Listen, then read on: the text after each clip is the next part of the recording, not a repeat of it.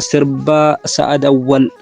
mata duree wallicha jedhu nuuf qabateen gara barruutti yookaan gara sagaleetti yeroo jijjiirree walaloo isaa tokko tokkoon hanga dandeenyu irraa hiiknutti. Egaa jalqaba irratti wallichi kan waloon kan wallichaa jedhee yommuu jalqabu lafti walloo kanuma uummata wallooti malee guyyaa keessaa dhufnee hin qubanne, wallichinis walloodhuma irratti dhalate lafa isaati jechuu barbaade jedheen hiikkadhe. Itti fufuunis akkas jedha. Wallicha koo beekaa kilaashii dhukaasuu, dhiiga isaan barreessu rasaasa dubbisuu jedhe. Jajjabina hawaasichaa kan inni daangaa biyya isaaf jecha dhiiga isaa lolaasee ta'us ammoo dhukaasa waan beekuuf akka itti ofirraa dhorkanis ni beeku jechuu isaati. Itti aansuun kan hawaasni keenya ramadaana keessa lolamu sana akkas jedhee baarudaan soon furaa goota nyaara muraa kan mudhiin zinnaaraa jechuun isaa ummanni keenya afaan soomaatiin rasaasaan gubataa ture ibse. Akkasumas gootummaa fi hidhannoo isaa ol fuudhee dhaadheesseem. Itti fufuunis akkas jedheem jaarraan gadaa kee itti fufii falmii, jaarraan gadaa kee dhageesse silammii jedhee gara fuulduraatti akkuma jaarraa kaleessaa falmii kee itti fufi, gurmuu kee cimsi, orma ofirraa qoli jechuu isaatiin akkasumas saba kee alaaf keessa jiru dhageessifadhu, fira hedduu qabda, michuu baay'ee qabda jechuu isaatiin. Itti aansuunis akkas jedheem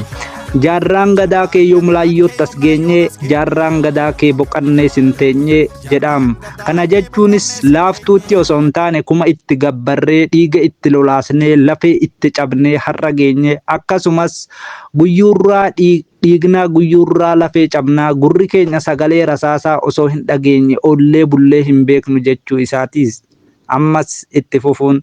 jaarraan gadaa kee lubbuutti gabbarree, jaarraan gadaa kee dhiigaan as dabarree jedhaam. Kunis gootota biyya kanaaf lafeef dhiiga cobsanii har'aan nu ga'aniif galatoomaa isiniin har'a geenye waan jedheen fakkaataam. Itti fufuunis jaarraan gadaa kee lollee irra aannee, jaarraan gadaa kee daangaa keenya eegnee yommuu jedhu lafee itti cabnee dhiiga itti lolaasnee kuma itti dhabnus numatu itti aanee daangaa kee hin tuksiifne cabnus injifannoon keenya jechuu isaati jedheen hiikkadheem. Itti fufuunis akkas jedheem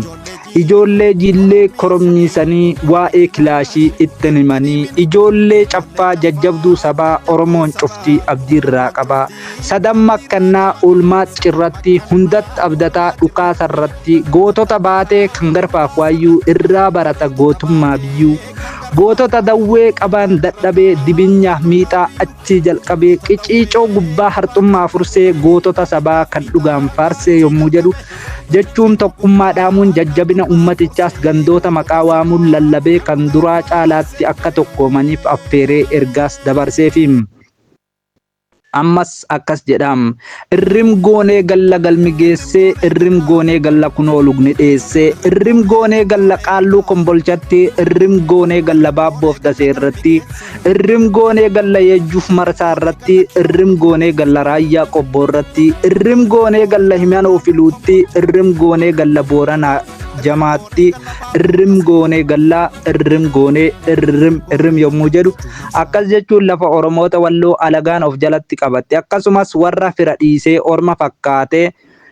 qaalluu hanga kombolchaatti, baabboo hanga deseetti, yejjuu hanga marsaatti, raayyaa qobboodhaa hanga himanoo filuutti, booranaa hanga jaamootti lafti kan Oromoota walloo yookaan kan wallichaa akka ta'e yoo tolaan foon keessan hin lakkaawwanne irrim diina keessaa goonee lafa keenya dhuunfanna waan jedhee dinniina itti kenne fakkaataam. Kanatti aansuunis itti fufee akkas jedheem dhaloota rasaasaa walloon lafa raasaa, gaafa lola qurqur, gaaf lola sanbatee, gaaf lola axaayyee, gaaf lola arxummaa, way gaafa intaalee, gaafa lola caffaa, gaafa lola dawwee, gaaf guyyaa kaarriphoo, gaaf guyyaa boorkannaa, gaaf lola cirratti, gaafa lola qalloo, gaafa lola qorii, gaaf lola makkannaa, gaaf lola naannoftuu, gaafa lola jaarraa, gaaf lola coqorsaa, gaafa lola waayyuu, gaaf lola qolaaddii, gaafa lola garfaam jedhee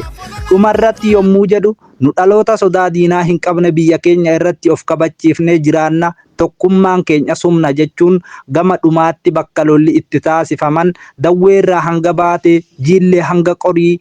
harxummaadha hanga cappaatti waamuudhaan dhiirota yookaan gootota bakka sanatti biyyaaf lafee cabanii dhiiga cobsanii wareegaman warroota kootii abbaa biyyummaa nutti uffisanii ofiif dukkanatti darbanii nu himataa ol nu qabanii wareegaman sana yaadannoo isaaniif taasisedha. Eeyyee bakka kanatti kaanis abbaa gariin obboleessa kaanis hiriyyaa jaallatu firaa fa'aantii namni ittiin dhabne hin jiru. Bakka kanattoo namoota baay'een osoo hin beekin imimmaan mallaa isaanii irra yaa'ee michuu fi aantii namoota asitti dhabantu sammuu keessa naanna'ee dhiirota hedduu asitti dhabne. Egaa sirbi kun loogoo uummata Walloo kan ibsu jabina uummatichaa tokkummaa fi gadadoo inni keessa darbe akkasumas yaadannoo fi kan kana fakkaatan of keessaa kan qabu sirba qofaa osoo hin taane kun kitaabadha. Haala kanaan goolabee ani kanin barruutti jijjiire yookaan sagaleetti jijjiire Idris Ibraahimii kun xiinxala mataa kiyyaati yoonin dogongore dhiifama galatoomaa ulfaadha.